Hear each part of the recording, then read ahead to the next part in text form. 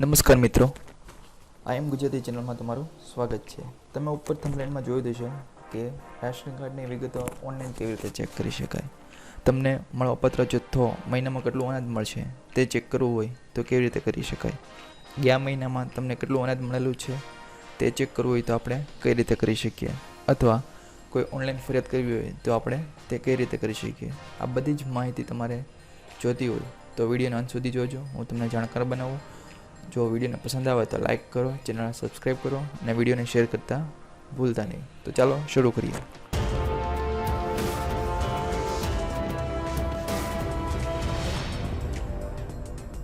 સૌપ્રથમ મિત્રો આપણે વાત કરીએ કે રેશન કાર્ડની વિગત ઓનલાઈન તપાસવી હોય તો કઈ રીતે તપાસી શકાય. તો તેની માટે આપણે મોબાઈલ અથવા કમ્પ્યુટરની અંદર ક્રોમ બ્રાઉઝર ઓપન કરવાનું રહેશે. ત્યાં જઈને તમારે ગૂગલની અંદર ટાઈપ કરવાનું છે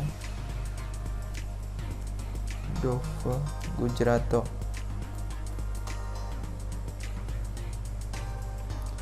ટાઈપ કરતા સાથે તમારી સામે જે પહેલી લિંક દેખે છે બ્લુ ઓપ્શન DCSDOF ગુજરાત ગવર્મેન્ટ.in, ત્યાં તમારે ક્લિક કરવાનું રહેશે.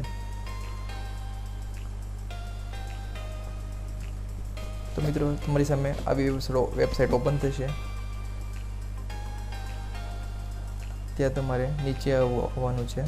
નીચેમાં તમારે ત્યાં રેશન કાર્ડ એવો ઓપ્શન છે, ત્યાં ત્રીજો ઓપ્શન છે તમારા રેશન કાર્ડ વિગતોની ઓનલાઈન તપાસ ખાતરી કરો, ત્યાં તમારે ક્લિક કરવાનું રહેશે. મિત્રો ફરી વખત તમારી સામે આવો ઓપ્શન શો થશે. ત્યાં તમારે પહેલો જ ઓપ્શન છે તમારા રેશન કાર્ડની વિગત, ત્યાં ક્લિક કરવાનું રહેશે.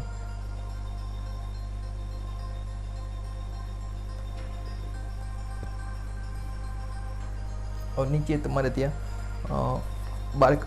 બે ઓપ્શન આવી જાય છે. બારકોડ રેશન કાર્ડ નંબર દર્શાવો, ત્યાં આપણો જે રેશન કાર્ડ નંબર છે તે ત્યાં ઇન્સર્ટ કરવાનો રહેશે, એટલે કે દાખલ કરવાનું રહેશે. અને બીજું ઓપ્શન છે ચકાસણી કોડ દાખલ કરો. ચકાસણી કોડની અંદર નીચે જે લાલ અક્ષરના કેરેક્ટર આપણને શો થાય છે તે તમારે ત્યાં ઇન્સર્ટ કરવાના રહેશે. તો સૌપ્રથમ ચાલો આપણે આપણો રેશન કાર્ડ નંબર નાખી દઈએ.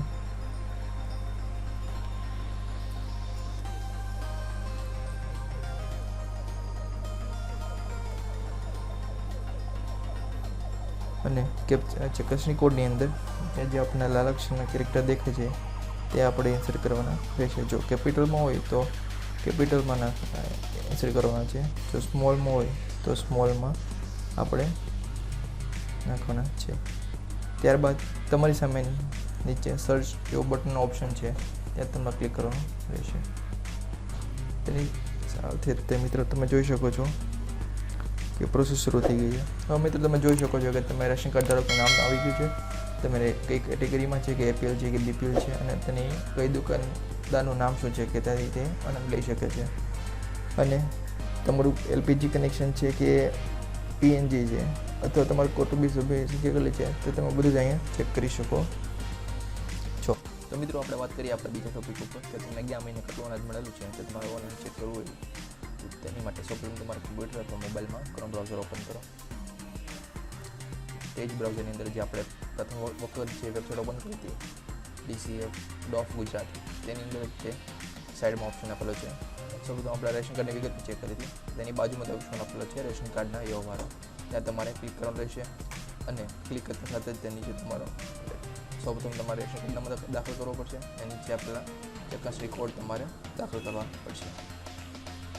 તો રેશન કાર્ડ આપણે દાખલ કરી દઈએ.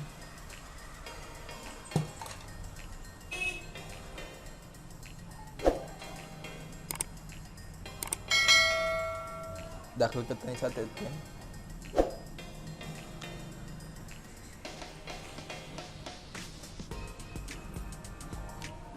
નીચે આપેલો આપણે ચકાસણી કોડ નાખવાનો રહેશે. જો કેપિટલમાં અક્ષરમાં હોય તો કેપિટલમાં નાખવાનું છે, સ્મોલમાં હોય તો સ્મોલમાં નાખવાનું છે. આટલું જ થઈ ગયા બાદ નીચે સર્ચ ઉપર ક્લિક કરવાનું રહેશે તમારે. તો મિત્રો તમે જોઈ શકો છો કે ગયા મહિને આપણને કેટલું અનાજ મળ્યું હતું, તેમાં કેટલી વસ્તુ મળેલી હતી, તેમાં કેટલો જથ્થો છે એટલે કે કિલોગ્રામમાં કેટલો છે, યોવાની તારીખ કઈ છે, કેટલા વાગ્યા મળેલું છે, આ બધી માહિતી તમે જોઈ શકો છો. તો મિત્રો વાત કરીએ કે તમને આ મહિનામાં તમને કેટલું અનાજ મળવાનું છે તેનો જથ્થો તમારે જાણવો હોય ઓનલાઈન, તો તમે કઈ રીતે જાણી શકો, પ્લસ તમારે ઓનલાઈન ખરીદ કરવી હોય તો તમે કઈ રીતે કરી શકો. તો તેની માટે સૌપ્રથમ તમારે કમ્પ્યુટર અથવા મોબાઈલની અંદર ક્રોમ બ્રાઉઝર ઓપન કરી નાખો. ત્યાં તમારે ટાઈપ કરવાનું રહેશે IPDS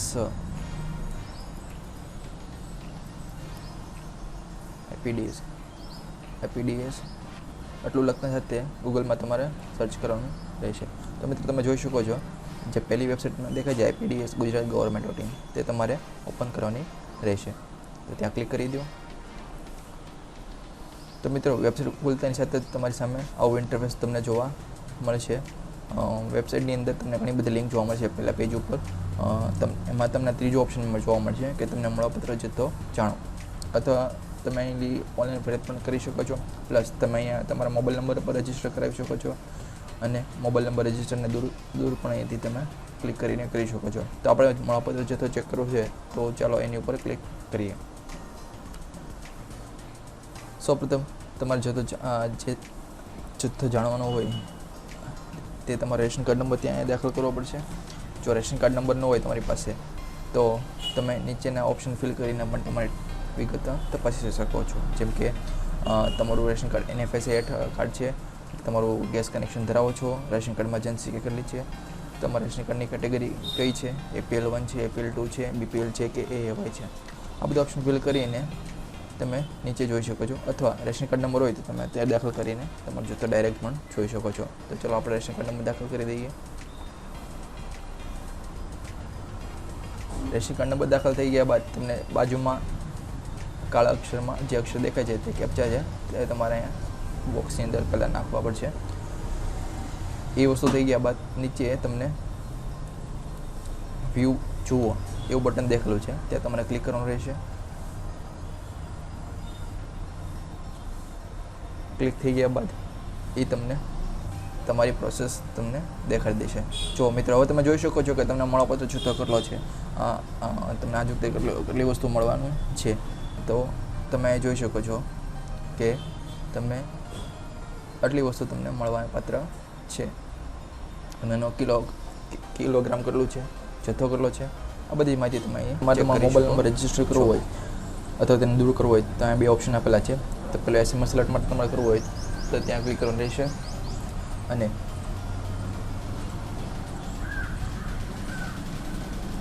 મોબાઈલ નંબર નાખતા સાથે જ તમારી એની અંદર એક OTP આવશે,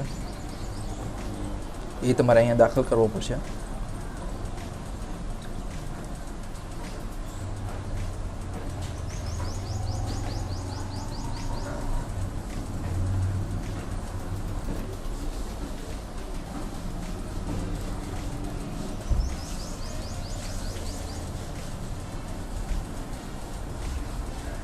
તો મિત્રો તમે જોઈ શકો છો કે લાલ ચિહ્નવાળી છે તે તમારી માહિતી ફરજિયાત છે. એ થઈ ગયા બાદ તમારે તમારો સૌપ્રથમ તમારો જિલ્લો સિલેક્ટ કરવાનો રહેશે. જિલ્લો સિલેક્ટ થઈ ગયા બાદ તમારો તાલુકો સિલેક્ટ કરવાનો રહેશે, બરાબર. પછી તમારો NFS વિસ્તાર કયો છે એ તમારે સિલેક્ટ કરવાનું રહેશે. જો મિત્રો NFS વિસ્તાર તમને ખબર ન હોય તો તમને આની પહેલાં મેં પહેલી જ વખત તમને દેખાડી દઉં કે તમારું રેશન કાર્ડની માહિતી, તેમાં માહિતીની અંદર તમારે દુકાનદારનું નામ સાથે દુકાનદારનું નામ હશે, તેની પાછળ તમારો એ NFFC વિસ્તાર લખેલો છે, તો તમારે તે સિલેક્ટ કરવાનું રહેશે.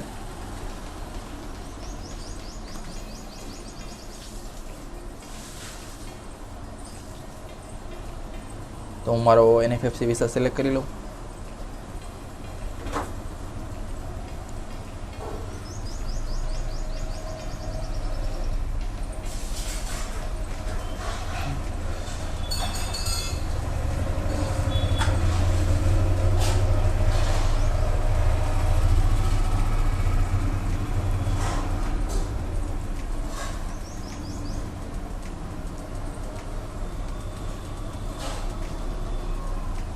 તો મેં સિલેક્ટ કરી લીધો છે મારો NFFC વિસ્તાર. હવે સબમિટ ઉપર ક્લિક કરવાની રહેશે.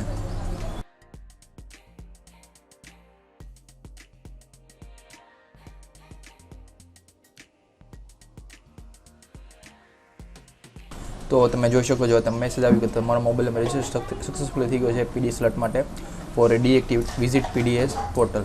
જો તમારે પાછો દૂર કરવો હોય મોબાઈલ નંબર તો તમે આ સાઇટ ઉપર જઈને તમારા રજિસ્ટર મોબાઈલને દૂર કરવા માટે પણ ક્લિક કરી શકો છો.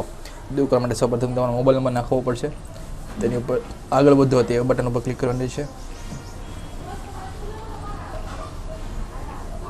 તે ક્લિક થયા બાદ તમને જે ઓટીપી મળે છે તે ઓટીપી અત્યારે અહીંયા તમારા મોબાઈલની અંદર જે મળ્યો છે તે દાખલ કરવાનો રહેશે.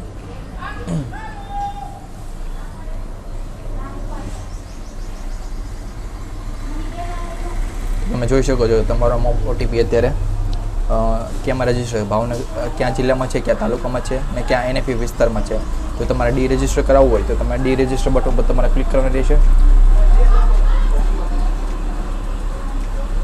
તો તમે જોઈ શકો છો તમારા mobile number successfully D register થઈ ગયેલ છે. તો મિત્રો તમારે ઓનલાઈન ખરીદવું વિશે જાણવું હોય તો તે જ આપણે વેબસાઇટ IPDF ગુજરાતમાં જે મળપત્ર જથ્થો છે તે નીચે જ ઓપ્શન આપેલો છે ઓનલાઈન ફરિયાદ, ત્યાં તમારે ક્લિક કરવાનું રહેશે. ક્લિક કરતા સાથે જ તે તમારી સામે ઓનલાઈન ફરિયાદનું પેજ ઓપન થઈ જાય છે. મિત્રો ઓનલાઈન ફરિયાદ કરતાં પહેલાં તમારી પાસે તમારો મોબાઈલ નંબર રજિસ્ટર હોવો જરૂરી છે. જો રજિસ્ટર ન હોય તો તમે આ નંબર પર ફોન કરીને તમે ફરિયાદની નોંધણી કરાવી શકો છો. નંબર છે 1800-233-5500. અથવા તમારી ફરિયાદ તમે કરી દીધી હોય તો તમારે ફરિયાદનું સ્ટેટસ જાણવું હોય તો તમે અહીંયા ક્લિક કરીને તમારી ફરિયાદનું સ્ટેટસ પણ અહીં જાણી શકો છો. મિત્રો ફરિયાદ કરવા માટે સૌપ્રથમ તમારા મોબાઈલ નંબર નાખવો પડશે. અહીંયા મોબાઈલ નંબર નાખતા સાથે તેની ઉપર ઓટીપી આવશે.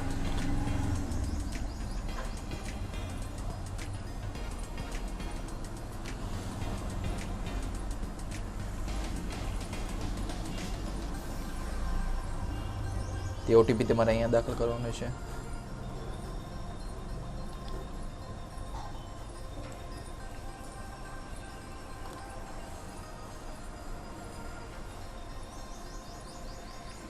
તો મિત્રો તમે જોઈ શકો છો કે જે લાલ ચિહ્નવાળી માહિતી છે જેમ કે નામ છે, સરનામું છે, એ બધી વસ્તુ ફરજિયાત છે. એટલે કે તમારી એ વસ્તુ દાખલ કરવી જ પડશે. બરાબર. તો સૌથી પહેલાં છે તમારું નામ અહીંયા દાખલ કરવાનું રહેશે. તમારું સરનામું છે તો સરનામું દાખલ કરવાનું છે. તમારો જિલ્લો કયો છે તમારો જિલ્લો સિલેક્ટ કરવો પડશે. તાલુકો કયો છે તે તાલુકો સિલેક્ટ કરવો પડશે. પછી ગામ શહેર કયો છે તે તમારે નાખવું પડશે. તમારો મોબાઈલ નંબર, તમારો ઈમેલ એડ્રેસ, ફરિયાદની શ્રેણી કઈ છે બરાબર તે વિશે તમારે સિલેક્ટ કરીને તમારું વિશે સિલેક્ટ કરીને તમારું ફરિયાદનું વર્ણન એટલે કે વિસ્તૃત માહિતી તમારે દેખાડવી પડશે. જો તો બીડાણ હોય તો કોઈ ફાઇલ, ફોટો હોય, વિડીયો હોય તમે અહીંયા ચૂઝ કરીને અપલોડ કરી શકો છો. અને સિક્યુરિટી કોડ બી તમે અહીંયા દાખલ કરી શકો છો. સબમિટ આ બધું ફિલ થઈ ગયા બાદ તમારે સબમિટ ઉપર ક્લિક કરવાનું રહેશે. અને સબમિટ ઉપર ક્લિક થઈ ગયા બાદ તમને એક કોડ આપશે. એ કોડ દ્વારા તમે ઓનલાઈન ચકાસી શકશો કે તમારું ઓનલાઈન ફરિયાદનું સ્ટેટસ શું છે બરાબર. તો સ્ટેટસ તમારે જાણવું હોય તો તમે અહીંથી તમે જાણી શકો. તો મિત્રો તમને જે ફરિયાદ કરી હોય તો તમને ફરિયાદ નંબર આપવામાં આવશે. તો પછી તમારે ફરિયાદનું સ્ટેટસ જાણવું હોય તો તમે ફરિયાદના સ્ટેટસ ઉપર અહીંયા ક્લિક કરીને તમે જાણી શકો છો. તો સૌપ્રથમ તમારે તમારો ફરિયાદ નંબર દાખલ કરવો પડશે. એ બાદ તમારે અહીંયા જુઓ તે બટન ઉપર ક્લિક કરીને તમે જોઈ શકો છો. અથવા મિત્રો હવે